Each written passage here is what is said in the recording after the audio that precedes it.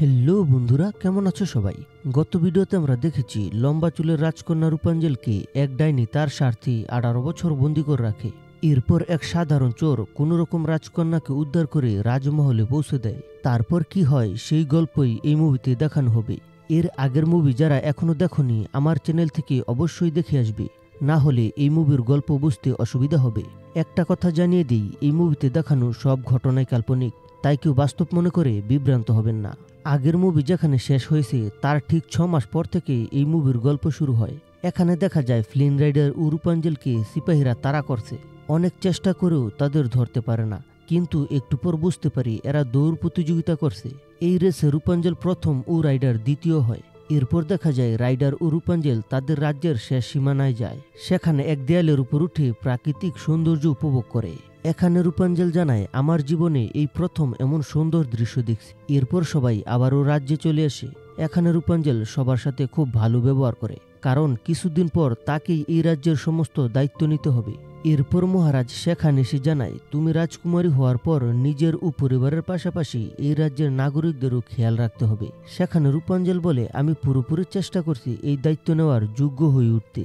অন্যদিকে রাইডার সবার সাথে প্র্যাকটিস করছে রূপাঞ্জলকে কিভাবে প্রপোজ করবে। এখানে সে ডায়মন্ডের আংটি দিয়ে প্রপোজ করতে চায়। সিন চেঞ্জ হয়, দেখা যায় কোন দিন রাজকুমারী ঘোষণা হবে তার পোস্টার ছাপানো হচ্ছে। তখন একটি গোয়েন্দা ইঁদুর এই পোস্টার নিয়ে লেরিকানের হাতে দেয়। তারা অনুষ্ঠানের দিন ঝামেলা সৃষ্টি করার চক্রান্ত করছে। অন্যদিকে রূপাঞ্জলকে স্বাগত জানাতে দেশ বিদেশ থেকে মানুষ আসছে। এখানে রূপাঞ্জল তাদের সাথে একদম বাচ্চাদের মতো আচরণ করে, আর মহারাজ ও মহারানী তাকে বুঝাতে চায়, কিন্তু সে বাচ্চাদের মতোই করে। এখানে তাকে একজন অপমান করে, কারণ সে রাজকন্যা হয়েও তার পায়ে জুতা ছিল না।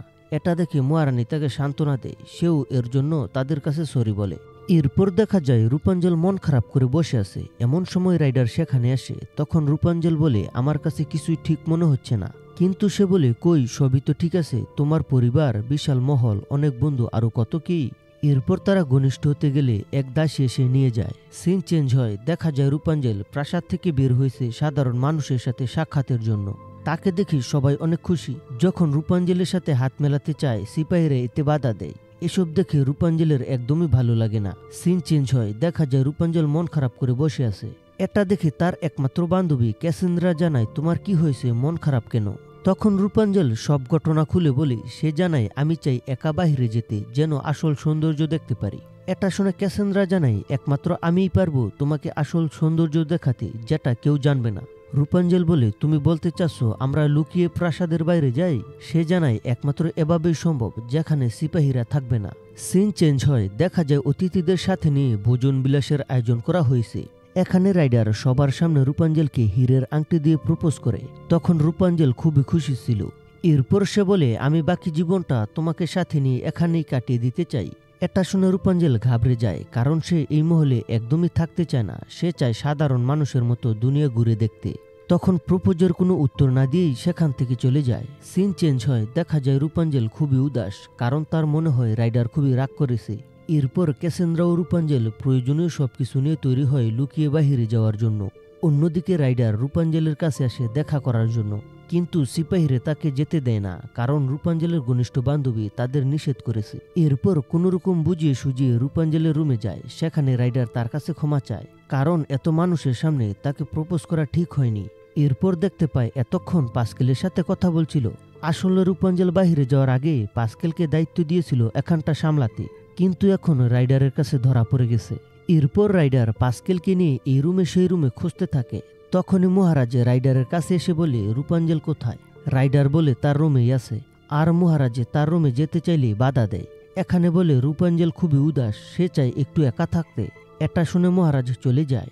অন্যদিকে লেরিকেনের বাহিনীদের দেখানো হয় তারা কিভাবে বর্তমান রাজাকে সরাবে তা নিয়ে আলোচনা করছে। তারা চায় রূপাঞ্জলের কাছ থেকে বদলা নিতে। কিসের বদলা সেটা মুভির শেষে গিয়ে জানতে পারবো। সিন চেঞ্জ হয়, দেখা যায় ক্যাসেন্দ্রা রূপাঞ্জলকে প্রাসাদ থেকে বাহিরে বের হওয়ার গোপন সুড়ঙ্গ দেখায়। বের হয়ে উচ্চস্বরে কথা বলায় গার্ডদের কাছে ধরা পড়ছিল, কিন্তু ক্যাসেন্দ্রা সামলে নেয়। সে জানায়, আস্তে কথা বলো, না হলে এরা টের পেয়ে যাবে। কিন্তু এসব কাণ্ড করে রূপাঞ্জল খুবই ভালো লাগছিল। এরপর দেখা যায় দুটি ঘোড়াও সাথে এসেছে। তাদের নিয়ে এক জঙ্গলে যায়। সেখানে সৌন্দর্য দেখে রূপাঞ্জল খুবই মুগ্ধ হয়, আর ঘুরে ঘুরে অনেক কিছু দেখতে থাকে। এরপর ক্যাসেন্দ্রা বলে, রূপাঞ্জল আমি যে তোমাকে বাইরে নিয়ে এসেছি এটা যেন কেউ না জানে। সে জানায় একদম নিশ্চিন্তে থাকো, কেউ জানতে পারবে না। এরপর সেই জায়গায় নিয়ে যায় যেখানে সে আশ্চর্য ফুল পেয়েছিল, যেই ফুলের সাহায্যে রূপাঞ্জলের মা একদম সুস্থ হয়ে যায়।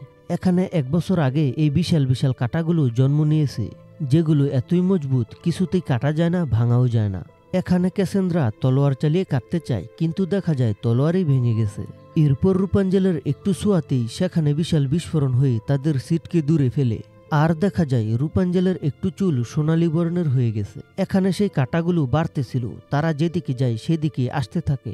এরপর দেখা যায় রূপাঞ্জলের চুলগুলো বিশাল লম্বা হয়ে গেছে, যেমনটা আগে ছিল। তারা যখন দৌড়ে ব্রিজে উঠে সেখানে ভুলবশত তার চুল আটকে যায়, তখন সজোরে টান দিতেই ভাঙা ব্রিজ উপরে উঠে যায়, কিন্তু চুলের কোনো ক্ষতি হয় না। এরপর শাহী ঘোড়া আটকে থাকা চুলগুলো উদ্ধার করে। এখানে ব্রিজ ভেঙে যাওয়ায় সেই কাঁটাগুলো আর সামনের দিকে আসে না, তখন সেখান থেকে শাহী ঘোড়ার সাহায্যে বেঁচে যায়। এরপর দেখা যায় পুরো ব্রিজ ভেঙে চুরমার হয়ে যায়। তখন রূপাঞ্জল বলে, এই 70 ফুট লম্বা চুল দেখলে পিতা রেগে যাবে। আর ক্যাসেন্দ্রা জানায় আগে প্রাসাদে যাই, এরপর দেখা যাবে কি হয়। তখন ঘোড়ার পিঠে করে রওনা দেয় রাজপ্রাসাদের দিকে। প্রাসাদের কাছে আসতেই দেখতে পায় কড়া নিরাপত্তা। এখানে ক্যাসেন্দ্রা বলে, আজ তোমার রানী হওয়ার দিন, তাই নিরাপত্তা বাড়ানো হয়েছে। এরপর কোনোরকম ঘোড়ার সাহায্যে তার রুমে যেতে সক্ষম হয়। সেখানে ক্যাসেন্দ্রা বলে, তোমার কোন ধরনের চুল কাটা পছন্দ? আর সে জানায় চুল ছোটো হলেই চলবে, এত কাটিং কুটিনের দরকার নেই। এরপর চুল কাটতে গেলে দেখা যায় কেচেই ভেঙে যায়। এটা দেখে তারা অবাক, কারণ এত মজবুত চুল কোথাও নেই। এরপর অনেক যন্ত্র ব্যবহার করে চুল কাটতে, কিন্তু কিছুতেই কাটতে পারে না। আর যখন এটা ব্যবহার করে দেখা যায় বিশাল টেবিল ভেঙে যায়, কিন্তু চুলের কিছুই হয় না। এরপর বাহির থেকে ইউজিন ডাকতে থাকে। তখন ক্যাসেন্দ্রা জানায় কাল রাতের ব্যাপারে যেন কেউ না জানে, জানতে পারলে হয়তো আমাকে এই চাকরি থেকে বরখাস্ত করবে। তখন সবাই রূপাঞ্জলের চুল লুকানোর চেষ্টা করে, কিন্তু রাইডার এগুলো দেখে চমকে যায় আর আবুল তাবুল বলতে থাকে। চুল আবারও কিভাবে বড় হয়ে গেল সেটা জানতে চাইলে তারা নানা রকম কথা বলে কাটিয়ে দেয়। এরপর তার আম্মু এসে বলে, তোমার পিতা অপেক্ষা করছে, তোমার সাথে জরুরি কথা আছে। আর রূপাঞ্জল তার সাথে দেখা করে। তখন মহারাজ জানায়, তোমাকে এই রাজ্যের সর্বোচ্চ নিরাপত্তা প্রদান করতে হবে। কিছুদিন আগেও অনেক চোর হামলা করেছিল, আমাদের সাহসিকতা ও দূরদর্শিতায় তাদের বন্দী করেছি। এরপর রূপাঞ্জল বলে, আমি সাধ্যমতো চেষ্টা করব। এই বলে সেখান থেকে চলে যায়। অন্যদিকে ক্যাসেন্দ্রা রূপাঞ্জলের জন্য নতুন ড্রেস তৈরি করায় ব্যস্ত ছিল। তখন রাইডার সেখানে এসে তার চুলের বিষয় জানতে চায়, কিন্তু সেও এই বিষয়ে না বলে আবল তাবল বকে। এরপর রূপাঞ্জল তার রুমে চুল নিয়ে পেরেশান ছিল। তখন রানী সেখানে এসে 2টি নোট উপহার দেয়। একটিতে তার জীবনের সব ঘটনা বর্ণনা করা, আরেকটি খালি। রানী চায় রূপাঞ্জলের সব ভালো খারাপ দিনগুলো এই নোটে লিখে রাখবে। এগুলো উপহার পেয়ে রূপাঞ্জল খুবই খুশি হয়। এরপর সেই দিন আসে যেই দিন রূপাঞ্জল রানী হবে। আর দেখা যায় ক্যাসেন্দ্রা অনেক চেষ্টা করছে তার চুলের একটা ব্যবস্থা করতে। এরপর রূপাঞ্জল সবার মাঝে যায়। অন্যদিকে বন্দী হওয়া সবগুলো চোর পেরেশানে আছে। তখন সে বলে, লেরিকেন আমাদের অবশ্যই মুক্ত করবে। এরপর দেখা যায় ইউজিনের সাথে একজন মেয়ে দাঁড়িয়ে আছে। তখন সে এখান থেকে চলে যায় চোরদের বাঁচাতে। সেখানে গার্ডদের মেরে সবাইকে মুক্ত করে। এরপর রূপাঞ্জলকে রানী ঘোষণা করবে, এমন সময় লেরিকেন হামলা করে। সেখানে লেরিকেন জানায়, রূপাঞ্জল যখন চুরি হয়েছিল তখন মহারাজ সব গুন্ডা বদমাইশদের কারাগারে বন্দী করে। সেখানে সাধারণ চোরকেও ক্ষমা করেনি। সেই চোর আমার পিতা ছিল। তখন আমি প্রতিজ্ঞা করেছি এর বদলা নেব। এরপর সবাইকে বন্দী করে। তখন রূপাঞ্জল তার লম্বা চুল বের করে, আর এই চুল ব্যবহার করে সবার সাথে লড়াই করে। এখানে ক্যাসেন্দ্রা ও রাইডার সবাই একসাথে লড়ে। একবার ইউজিন তাদের সাথে লড়াইয়ে পেরে ওঠে না। তখন রূপাঞ্জল ইউজিনকে সেই কড়াই দেয়, আর এই কড়াই দিয়ে সবাইকে পিটায়। এরপর লড়াই শেষে সবাইকে বন্দী করে কারাগারে পাঠিয়ে দেয়। এসব দেখে রানী রূপাঞ্জলকে জড়িয়ে ধরে, আর রূপাঞ্জল মহারাজকে সব খুলে বলে। এরপর মহারাজ জানায়, আমি চাই এখন থেকে তুমি অনুমতি ছাড়া কোথাও যাবে না। অন্যদিকে ইউজিন রূপাঞ্জলের জন্য আইসক্রিম আনে। এটা দেখে সে খুবই খুশি হয়। এরপর ইউজিন বলে, আমি সাধ্যমতো তোমার পাশে থাকার চেষ্টা করব। এই বলে সেখান থেকে চলে যায়। এরপর রূপাঞ্জল জানায় আবারও শুরু হয় সেই কাহিনী। এখানে আবারও তাকে গৃহবন্দী করা হয়েছে। এই সাসপেন্সের সাথেই এই মুভি সমাপ্ত হয়। কেমন লাগলো এই মুভি? ভালো লাগলে লাইক করো, কমেন্ট করো, শেয়ার করো। এরকম নিয়মিত অ্যানিমেশন মুভির এক্সপ্লেন দেখতে চ্যানেলটি সাবস্ক্রাইব করো। দেখা হচ্ছে পরের কোনো মুভিতে। সেই পর্যন্ত ভালো থাকবেন, সুস্থ থাকবেন। ধন্যবাদ।